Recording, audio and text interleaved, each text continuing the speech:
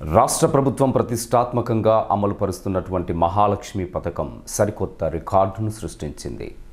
మహిళలకు ఆర్థిక ప్రయోజనాన్ని చేకూర్చేలా ప్రవేశపెట్టిన ఆర్టీసీ ఉచిత ప్రయాణాల జీరో టికెట్లు బుధవారం నాటికి 200 కోట్ల రూపాయలను అధిగమించాయి.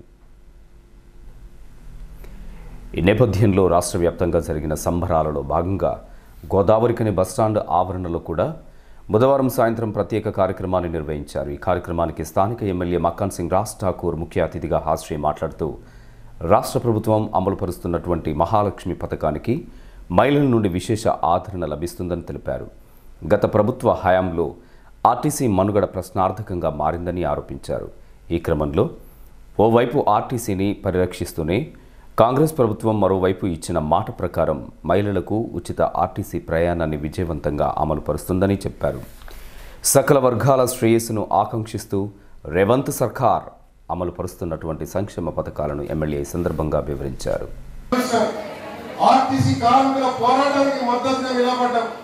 పోయిన 10 సంవత్సరాల ప్రభుత్వంలో వారిపై జరిగిన అరాచకాన్ని చూసినాం. కానీ ఈరోజు విస్తృతంగా ఆర్టీసీ అత్యంత గొప్పమైనటువంటి రీతిలో ముందుకు నడుస్తాం.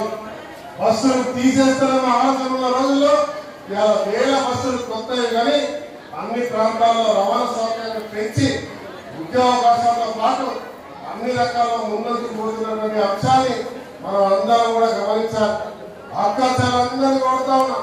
ఇవాళ ఆర్టీసీ ఉచిత బస్సే కాదు, 200 యూనిట్ల కరెంటు, 500 గ్యాస్, ఇవాళ రైతు పండించిన ప్రతి ఒక్క గింజలు కొనం, సన్న బియ్యం తినడానికి కొనే పంటలకి 500 బోనస్తో పాటు ఇంధనమ్మ ఇల్లు ప్రతి పేదవాడికి కట్టిస్తూ ఇచ్చిన మాట ఎక్కడ కూడా తక్కువ కాకుండా ప్రతి మాటను ప్రతి ఒక్క ఏదైతే మీకు ఇస్తామని చెప్పినామో అవన్నీ కూడా ఈరోజు అమలు చేస్తూ ముందుకు పోతున్న ప్రభుత్వం.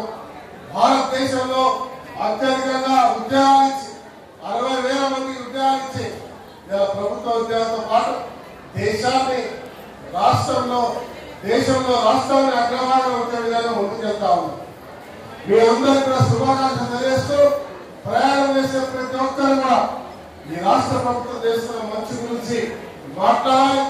ఇవాళ రాష్ట్రంపై ఈ మంచిని మహిళల ఉచిత ప్రయాణం, పిల్లల ఉచిత ప్రయాణం, పిల్లల ఉచితలు, వైద్యం ఇవన్నిటి మీద విడుదలనేటువంటి కార్యక్రమం చేస్తున్న 10 సంవత్సరాల రాష్ట్రంలో దోపిడీ చేసిన టీఆర్ఎస్ పార్టీ వాళ్ళకి కేంద్ర అధికారంలో 15 ఏళ్ళ నుండి ఏ పేదవాడికి కూడా మంచి చేయాలన్నటువంటి బీజేపీ కావాలి. బుద్ధి చెప్పే కార్యక్రమంలో మీరందరూ భాగస్వాములు కావాలి.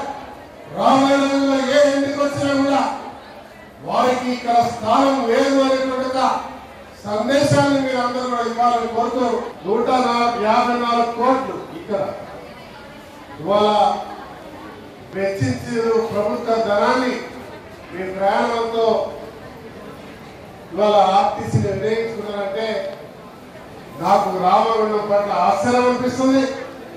రామగుండం మహిళలు భలే ధైర్యంగా విస్తృతంగా ఈ ప్రభుత్వం ఇచ్చేటువంటి ఈ యొక్క ఆర్టీసీ బస్సు ప్రయాణాన్ని మీరు వినియోగిస్తున్న తీరుకు నిజంగా అభినందనలు తెలుపుతా ఉన్నా.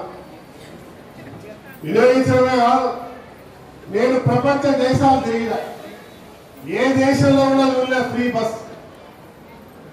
బస్సు కొనాలంటే అక్కడెక్కడో టోకెన్ ఉంటుంది.